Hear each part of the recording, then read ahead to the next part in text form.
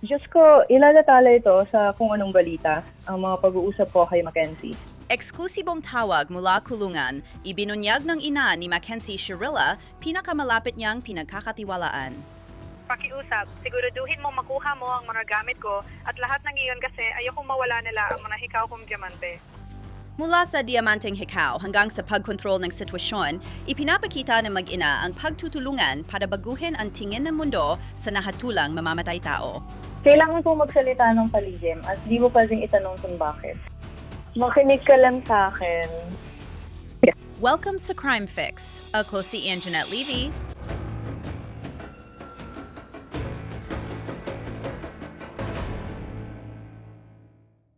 Hindi mahiyain si Mackenzie Shirilla. Hindi talaga siya mahiyain kahit bago pa siya kasuhan sa pagpatay kina Dominic Russo at Davion Flanagan sa aksidente noong Hulyo 2022.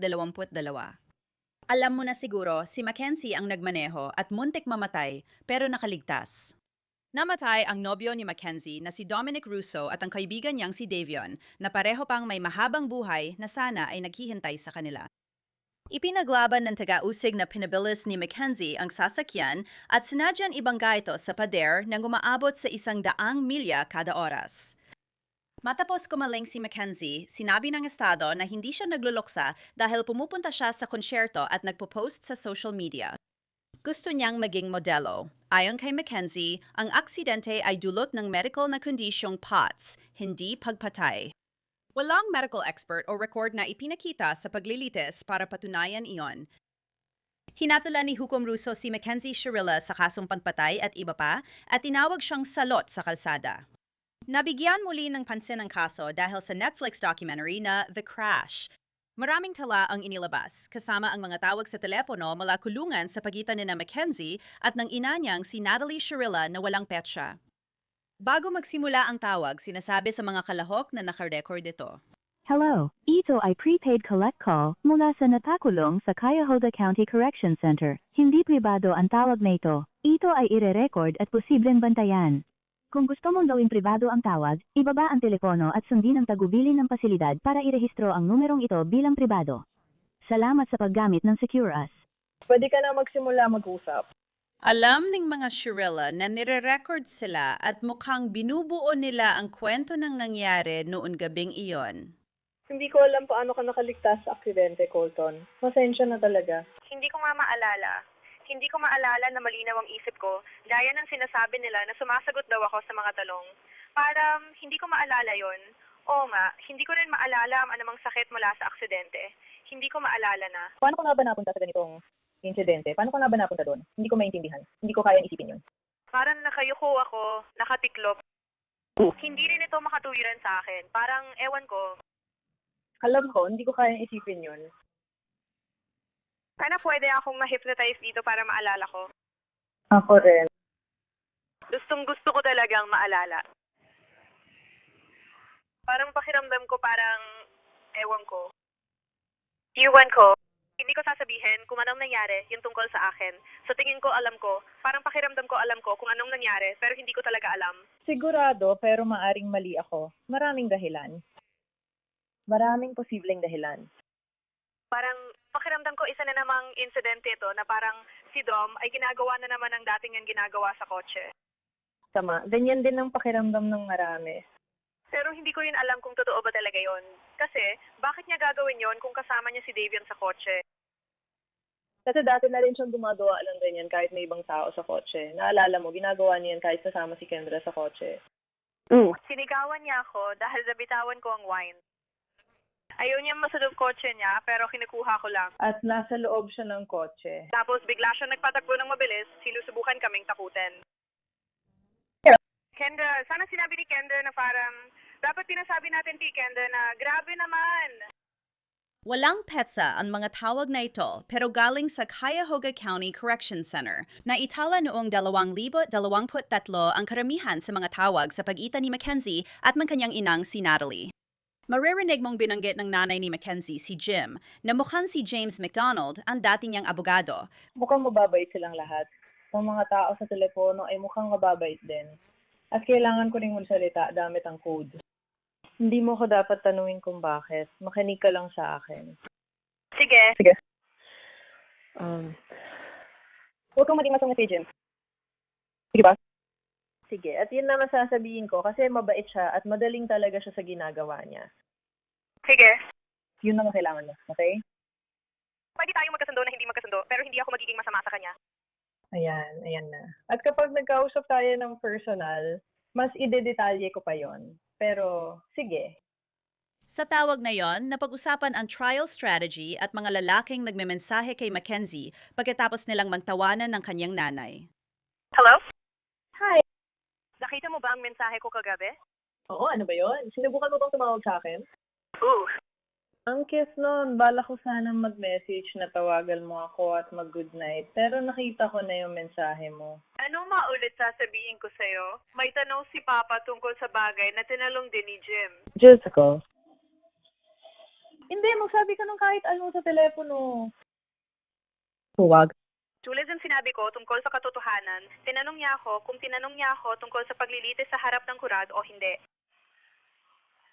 Huwag mong sagutin ang tanong na yan. Sige. Kailan na itinadala yon? Kagabi. Sige, alam mo ba kung anong oras?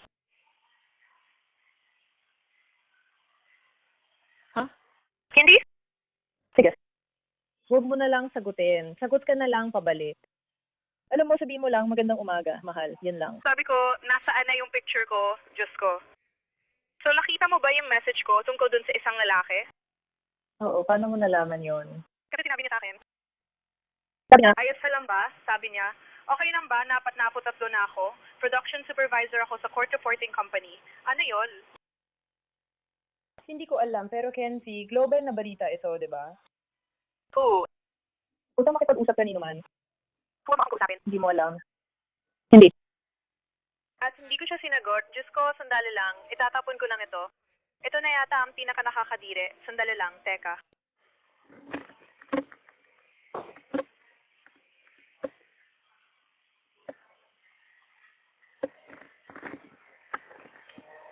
Sige. Oo, huwag. Text ulit siya. Sinabing kung gusto ko makipag-usap, pinigay niya ang number niya. At sinabi niya sa akin ang schedule niya. Tapos, nag-text ulit siya sa akin. Tapos, nag-text ulit siya sa akin kasi hindi ko siya sinasagot. Tama. Sabi niya, sana makatulog ka. Tawagan mo ako bukas kung gusto mo. 8:30 ng umaga hanggang 3:00 ng hapon. Karaniwan akong available. Nandito ako para sa'yo. Tapos, nag-text siya ulit. Kumusta ka na? Ano? Huwag na lang, huwag. Huwag kang makipag-usap sa kahit sinong hindi mo kilala. Sige. Gagawin ko. Akala ko pa na sa'yo naman yun, maliit na ponytail. Diyos ko, tama na. Nakikipag-usap na ako kay Kevin Zimmerman. Siya ay tumatawag. Pero huwag mo rin siyang sabihan ng kahit ano kasi hindi natin alam kung sino siya. Maring siya rin yun. Pinag-uusapan ng nanay ni Mackenzie ang pagpapadala ng mga libro at sabi niya matagal pa bago dumating ang mga ito. At nababandaning niya ang isang isinulat ng biktima ng kidnapping, si Michelle Knight. Si Michelle Knight at ilang babae ay ikinulong ng maraming taon sa isang bahay sa Cleveland. At parang ikinukumpara niya talaga si Mackenzie kay Michelle. Si Michelle na isba ay nakakulong ng 20 taon. 15, 20 taon may mali nangyayari sa kanya. At ayos lang siya. Hindi lang yon, ginagamit pa niyang nangyari sa kanya para makatulong din sa ibang tao. Alam mo, sasabihin ko sa kanya na kukunin ko yon. Babasahin ko yung libro pagkatapos kong basahin ang isa ko pang libro. Sana kaya ko. Ang tagal kasi dumating ng mga libro. Sana alam ko na ang mangyayari sa susunod na linggo. Diyos ko, dapat kinausap kita ng pribado. May mga bagay na pinupost online. Mabibigla ka talaga. Bakit hindi mo pwedeng sabihin sa akin? Kasi hindi ko lang talaga magawa. May post na ito online. Sa bagay. May ilang mga taong nagkokomento at kung ano-ano pa, mga bagay na kailangan nating tingnan at kung ano-ano pa. Grabe to.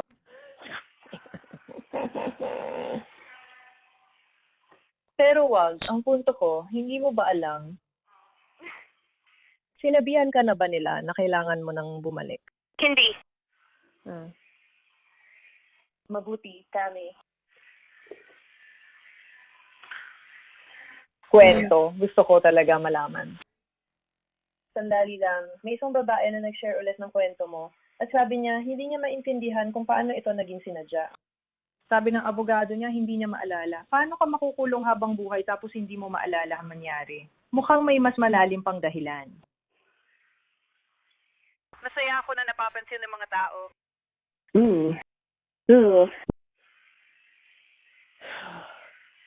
Kaya, pwedeng patayin ako ng tatay ko.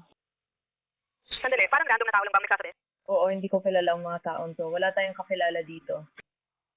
May isa pa silang taga Mississippi. Alam mo na, siya, obvious naman, hindi natin siya kilala, pero nakikita ng mga tao. May mga taong sunod-sunuran na naniniwala sa lahat na nababasa o naririnig nila sa social media. At may mga mas matatalinong tao na mas alam ang totoo. Ayoko sa internet at social media dahil maraming ignorante. Sa isa pang tawag, binasa ni Mackenzie Shirilla ang mga bersikulo mula sa Biblia na ibinahagi ni Miss Lisa. Pero biglang nagbago ang usapan. Kaya dalawa na, meron ako ngayon. Ayos. Magandang umaga, Kenzie. Nagbabasa ako ng mga salita ng Diyos ngayong umaga. Dahil wala ka pang Biblia, babasahan muna kita mula sa Isaías 4:10. Ano? Sino to? Si Miss Lisa. Sabi dito, Hindi mo pa ba narinig o naintindihan? Ang Panginoon, ang walang hanggang Diyos, lumikha ng mundo at hindi napapagod o nanghihina. Walang makakatumba sa lalim ng kanyang pagkaunawa. Nagbibigay siya ng lakas sa mahihina at kapangyarihan sa mga walang magawa. Ang mga kabataan ay nanghihina at napapagod, at ang mga binata ay nabubuwal sa matinding kapaguran. Sulit ang mga nagtitiwala sa Panginoon ay muling magkakaroon ng lakas. Papailan lang silang gaya ng mga agila. Hindi sila mapapagod sa pagtakbo at hindi manghihina sa paglakad. At pagkatapos, isa pa. Yan ay Isaías 4:28 hanggang 31. at pagkatapos, sinabi niya, Nabasa ko na ang talatang ito ng 100 beses sa nakalipas na 30 taon at hindi ito naluluma. Palagi nitong binibigyan ako ng pag-asa. Dasal ko na ganoon din ang mangyari sa iyo. Tandaan mo, palagi mong mararamdaman ang presensya ng Diyos. Ang pananampalataya ay hindi isang damdamin. Isa itong pagbili ng kalooban. Minsan, nagdarasal ako or nagbabasa ng Biblia at parang hindi ito pumapasok sa isip ko. Pero natutunan ko na sa paglipas ng mga taon na manatili lang sa landas. At gusto ko rin itanong kay Miss Peggy kung paano tayo makakakuha ng mga libro at Biblia para sa'yo. Ipinagdarasal kita araw-araw. Mahal ko si Miss Lisa. ako rin. May malaking kawalang katarungan at di kami titigil.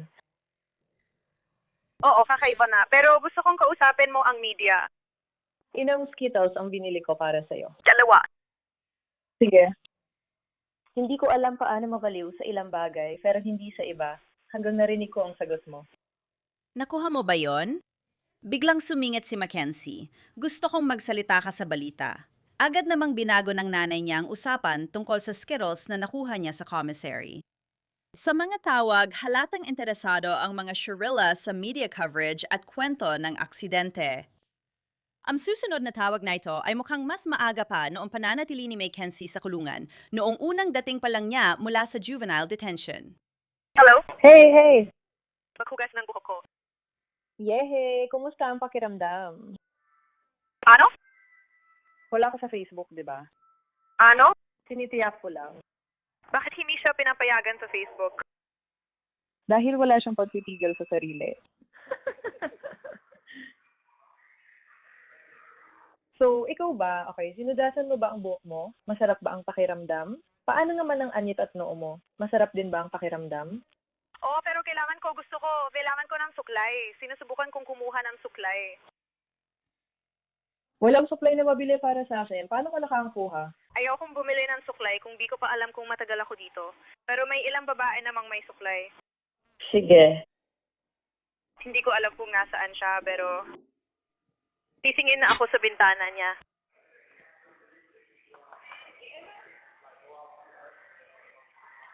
Mabait siya. Wag na, natutulog siya. Sige.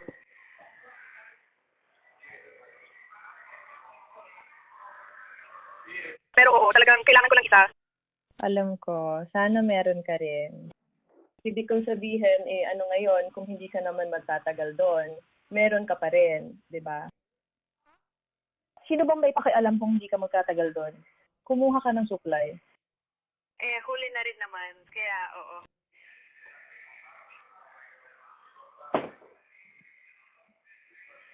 Hindi ko alam kung sino ang kumuha ng suklay. Walang may suklay dito sa labas.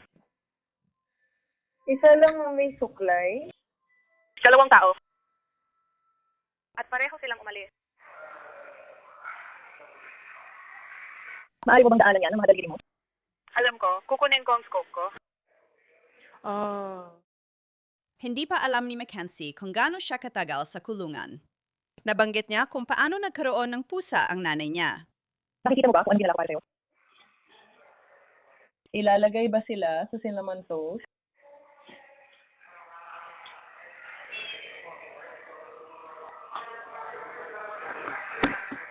Tama, nandito na ulit ako. Sige. Narinig ko ang pusa. Ayan si Okay. Miss ko siya. Miss ka rin niya. Kakaampon na namin ni Dom ng mga pusa, tapos ngayon, pareho kaming wala para alagaan ng mga pusa. Tama, sige na. Ayos lang. Ayos lang, ako muna bahala sa mga batang ito. Ganyan kasi ang mga nanay. Ako ang lola ng mga pusang ito. Ganyan kami. Ang mga pusa ay pag-aari ni na Mackenzie at Dominic, pero ngayon, nasa nanay nila. Binigyan siya ng nanay niya ng lakas ng loob. May masasabi rin si Natalie Shirilla para sa mga nag-iisip na may kasalanan si Mackenzie. Anak, alam ng lahat. Sige. Oo. Kaya wag mo nang isipin yun. Alam ng mga nakakilala sa'yo na bira lang ito. Yung mga hindi nakakakilala sa'yo, ignorante sila at nagsasalita lang ng kung ano-ano. Kaya, ayan lang. So, Nakaka-stress. alam ko, oo. Mali talaga yun. Hindi ko naman alam.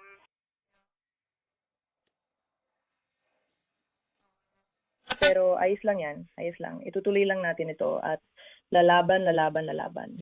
Habang nandun ka, mag-aral at gawin ang kailangan mo. Alam mo, baka dapat pumasok ka sa law school para ayusin ang sistema. Ano ba tong kalokohan na to? Ayoko naman ng math at mga ganyang bagay. Hindi ko naman yata kailangan gawin yun kung papasok ako doon. Pero hindi ko alam kung gusto ko talaga maglaan ng oras para gawin yun kasi parang ang daming trabaho. Ooh. Pero may oras ka naman. 'Di ba? At magaling kang makipagtalo. Alam mo yon? Nakabase ka sa katotohanan, sinasabi mo ang totoo at hindi ka tumitigil. Kailangan ng mga tao yun. Tingnan mo kung paano mo itinatatanggol ang mga naagrabyado, Candy.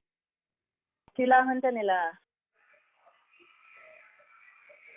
Alam mo, parang sinusubukan ko pa rin intindihin kung bakit ginawa yan ng hukom. Parang sobrang nalilito ako. Hindi ko talaga maintindihan. Alam ko, hindi tayo dapat ganyan magsalita sa telepono. Hindi ko rin alam. At kailangan ko pang sabihin sa'yo ang isa pang bagay. Pero hindi ko pa pwedeng sabihin na yun. Paano ba dapat? Ako lang ay, sinabi ba sa'yo ni Jim kung anong nangyari bago ang pagdinig, bago ako pumasok sa korte? Sige, pag-uusapan natin yan kasi hindi ko talaga alam kung ano yun. Parang pahiwatig ni Mackenzie sa nanay niya na may mali sa ibang silid ng korte. Malinaw niyang sinabi na ayaw niyang dumalo sa pagdinig ng sentensya niya. Parang gusto ko na talagang sabihin na ayokong pumunta sa korte. O dapat ba ako pumunta sa korte? Parang, honey, Wala kang pagpipilian. para saan pang petsa sa korte? Hindi ko maintindihan. Parang dinagago lang nila ako. Ano pang silbi ng pagpunta doon? Yun ang ibig ko sabihin. Sobrang absurdo ng prosesong to. Wala nang sasay ang korte. Sabihin niyo na lang agad kung kailan para makapag-apela kami. Kasi kailangan pa talagang gawin ganito kalaki ang lahat. Na talagang mali naman.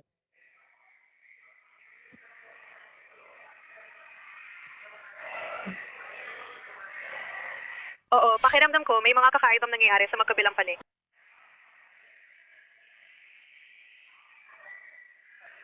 Naiilang ako.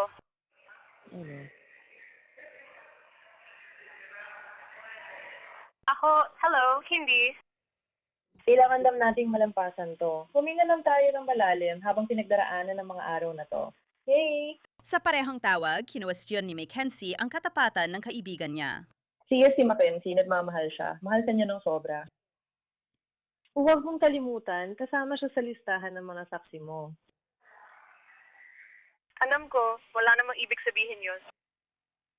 Hindi, mahal ka niya. Sa tingin ko, ramdam niya ang kakaibang vibes. Sabi ko na dati, pero sabi niya hindi. Pakiusap, tawagan mo siya. Mahal na mahal ko siya at hindi ko kaya kapag wala siya. Palabi ko siyang iniisip. Lagi niya lang yan sinasabi sa bawat pagkakataon. Weird para sa akin at naiilam ako. Iniisip ko, bakit mo binura lahat ng tungkol sa akin sa Instagram? Paki-like at sagutin, ha? Parang hindi ko gusto, bakit ka ba nakikipag-hangout sa mga taong sobrang weird? Parang Yung huli, parang kamukha ng huli. sumagot ka lang ng narinig ko raw na kasama mo ang mga taong natutuwa na nakakulong ako. Totoo ba yon? Ayoko na siyang tawagan at sayangin ang oras ko. Huwag kang magbintang. Pinibintangan ko talaga siya. Wala akong pakialam. Sinabi na sa akin, hindi magsisinungaling ang mga tao ko. Hindi totoo yun. Kausapin mo muna si Faith para malaman mo ang pinag-usapan nila. Saka mo siya tanungin. Makikipag-usap ako kay Faith ng 10:30, kaya dun ko malalaman. Pero nailan lang talaga ako sa kanya. Tama, pero wala namang may gusto na mapagbintangan sa mga bagay na hindi naman nila ginawa, di ba? Kung di mo kaya i-post ang mukha ko at sabihin, maraya na siya. Pinost yung kaarawan mo, naalala mo. Alam ko, ang sinasabi ko lang, kung hindi mo kayang i-post at sabihin, palayain si Candy. Wala siyang kasalanan, grabe naman ito, baliw na ito, ganun siya. Parang, ano ba talaga ang ginagawa mo? Ang weird nun. Ginawa niya lahat yun. Kung hindi na i-post ang pagpapalaya ko at nakakulong pa ang kaibigan ko, ipopost ko sila araw-araw. Diba? Gawin mo rin. Palayain si Freedom. Sige, pero nag-post naman siya sa birthday mo, di ba? Naalala mo? Sige. Wala akong nakita na gumawa nun. Kundi si Rosie Nina o kung sino man yon, okay lang naman. Kuminto ka at tanungin siya, nakikipag-hangout ka ba sa kanya? Narinig ko kasi. Hindi naman, masaya siya na nandito ako. Nakikipag-hangout ka pa rin ba sa kanya? O ba kusahan, magtanong lang. At nag-post siya sa kaarawan mo, okay? Alam ko nasasaktan ka, 1 minuto na lang, tanungin mo siya. Gusto mo bang mapagbintangan sa hindi mo ginawa? Hindi, masama ang kutob ko. Oo, meron ka. Huwag gawin yan. Matusuka sa karanasan mo at ganun din tratuhin ng iba. Masakit at nakakainis na maakusahan sa hindi mo ginawa. Magtanong ka muna at pagkatapos ay kailangan mong paniwalaan sila. Ang pag-uusap ni na Mackenzie at ng kanyang inang si Natalie ay naganap bago ang sentensya at pinag-uusapan nila kung paano makukulong si Mackenzie. Kausap ko si Faith kagabi. Gusto lang niyan malaman kung okay ka. Sinabi ko sa kanya na nailipat ka. Tinanong niya agad, may bintana ba siya? Sabi ko, wala, pero ayos lang, may bintana naman ako. Hindi mo makikita ang labas, maliit lang din talaga. Iba talaga rito. Kasi nasa maximum security ako. Ganito talaga, seryoso. Nasa maximum security ako ngayon. Oo, siguro dahil sa mga ganyang kaso, pero grabe naman yon.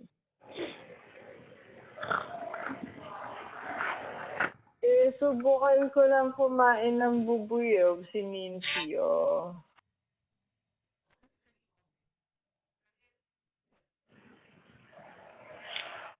Yun lang yung naalala ko tungkol sa Maryville. Ano? Yung buong maximum security na yan ay sobrang grabe, Kenzie. Sobrang grabe talaga. Ano? Sabi ni Miss Lisa, gusto ko lang ipaalam na nag-text ako sa nanay mo kanina umaga. Kapag handa na siya, kailangan niya ng ligtas sa lugar para makipag-usap. Sinabi ko sa kanya na gusto ko siyang yayain magkape. Kumusta ka naman? Kaya mo pa ba? Maghanda ka para sa mahihirap na araw. Baka di mo napapansin kung gaano ka-stressful ang paglilitis, hatol, at sentensya sa isip, katawan, at kaluluwa. Nagpapakita ang stress sa anyong sakit na katawan, tiyan, pagod, at depresyon. Tandaan mo lang na maaring mangyari ito at kilalanin mo kung ano talaga ito. Dilipas din ito. Ipinagdadasal kita ng marami. Hindi na ako makapaghintay na sumama ka sa nanay ko.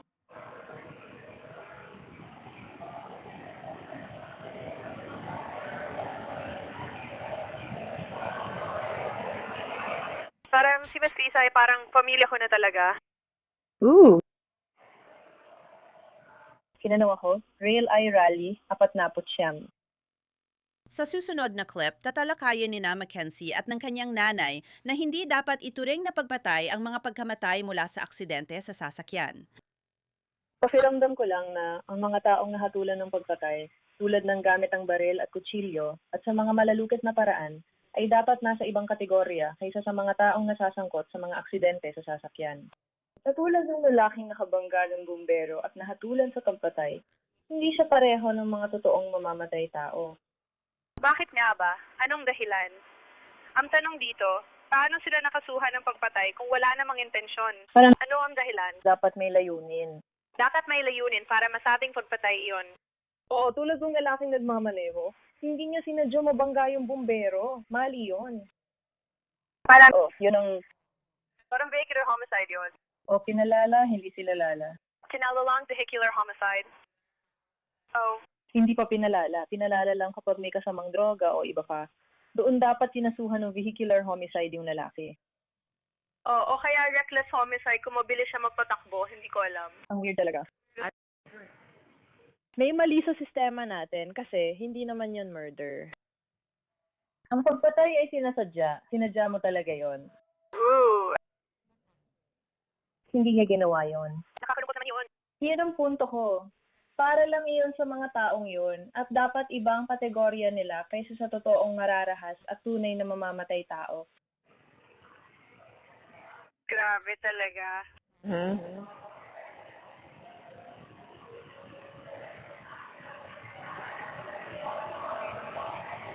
Ooh. Hiningi ni Mackenzie sa nanay niya na magpadala ng litrato na pwede niyang dalhin sa kulungan. Pwede kang magkaroon ng 10? Gusto mo ba ng 5 para sa'yo at 5 para sa kanila? 5 para sa'yo at 5 para sa kanila. Uy, Dom. Padalhan mo ako. Yung mga pinakamagaganda namin litrato ni Dom. Siyempre. Wala silang pakialam dito. Pwede nga magdala ng kahit anong litrato, basta hindi droga o delikado tulad ng baril, pero wala namang ganun dito. Pero pwede ka mapakita ng balat dito, hindi mo naman kailangang itago. Oo, kasi hindi ka na minor, tama. Kaya pwede kang magpadala, alam mo na. Hindi nila kaya makita ang hubad ng balikat, Candice. Alam ko, talagang masama yun. Sa sumunod na bahagi, binanggit ni Mackenzie na nawalan siya ng malay sandali, na interesante dahil sinabi rin niya ito sa paglilitis. Weird kasi kahit ang layo na ng narating ng tao, parang stuck pa rin tayo sa nakaraan. Bakit bawal pa rin ipakita ng babae ang balikat? Ipakita ko ba sugat namin? Ang tanga-tanga talaga. Tatawagan ulit kita, kaya, isa pa. Parang hindi ito problema ng mga babae. Problema ito ng mga lalaki. Ayusin nyo ang mga lalaki nyo. Sabihin mo kay Rosie na tatawagan ko siya, hindi naman ako tuluyang nawalan ng malay. Nanininig lang at gumagalaw habang nakaupo. Nakatakot yung para sa akin. Ayos lang, kasi hindi naman totoo yun. Hindi naman totoo ang pasta. Hindi totoo yun. Tama. Kaya hindi natin kailangan mag-alala tungkol doon. Kasi kung sasabihin natin hindi yan totoo, Hindi yan totoo. Tama. Tandaan, alam na alam ni na Mackenzie at ng kanyang nanay na sila ay nare-record. Nabanggit nila na posibleng matulungan si Mackenzie ng isang sikat na celebrity. Maganda ito dahil balak din naman namin lumapit sa media. Kaya ayos lang. Sige, ituloy nyo lang. Diyos ko. tinetext ko na si Lisa na yon. Sandali, ibig sabihin, kumalat na sa buong mundo na ang palabas na yon ay parang pambansang balita. Sige, kailangan ko pang sabihin sa'yo ang isa pang bagay. Ano? Ipinublish ito sa Inglaterra. Sige. Ano? Ooh. Balitang pandaigdig ito. Palagay ko, inilalatala lang ito ng Daily Mail sa lahat ng publikasyon nila. Oo, sa UK. Nasa Daily Mail ito. Sa UK? Baka si Kim Kardashian mismo ang makipag-ugnayan. Yan nga ang sinasabi ko. Umaasa ako. Papunta na tayo doon. Gagawin ko naman talaga ito kahit sa paano, kaya ang ganda nito. At pagkatapos, pwede na lang nila kaming kontakin. Ooh. Great, baby girl. Hindi ko alam. Sino ang tinatype mo? Miss Lisa, nalulungkot ako. Miss na miss ko na kayo at kailangan ko kayo. Masaya ako nagkakausap tayo, pero kahit nagdadasal ako, malungkot pa rin ako. Hindi ko alam kung paano niya hinayaan na mangyari ito sa akin, pero hindi ako mawawala ng pag-asa. Sasabihin ko, mahal ko kayo. Oo. Kailangan mo panatilihin ang pananampalataya, ha? Diyos ko si Steve Shambo ay nagme-mensahe na abit pabalik na talagang nakakagulat para sa akin. Parang ang bilis masyado mag-message ng mga lalaking to sa akin at hindi ko gusto yon. Kaya ilang bagay tungkol dito. Si Kim Kardashian ay kumuha ng ilang mga kaso para sa mga bilanggo na sa tingin niya ay maling nahatulan. Wala pa ring interes si Kim Kardashian sa kaso ni Mackenzie Sherrill. Lumapit ang mga Sherrillas sa media at nagbigay ng unang panayam si Mackenzie tungkol sa kaso at aksidente. Ipinahayag niya ang kanyang pagsisisi, pero sa isang sandali, marahil hindi niya inasahan na siya ay mare-record. Si Mackenzie, na inaalala ang kanyang imahe, ay nagtanong sa abogado kung paano siya tingnan ng iba. Pwede mong pakinggan ang tawag at basahin ang disciplina records ni Mackenzie Sherrilla sa bagong app naming Law and Crime Plus. Subukan mo na! Dito nagtatapos ang episode ng Crime Fix. Ako si Anjanette Levy. Salamat sa pagsama. Hanggang sa susunod.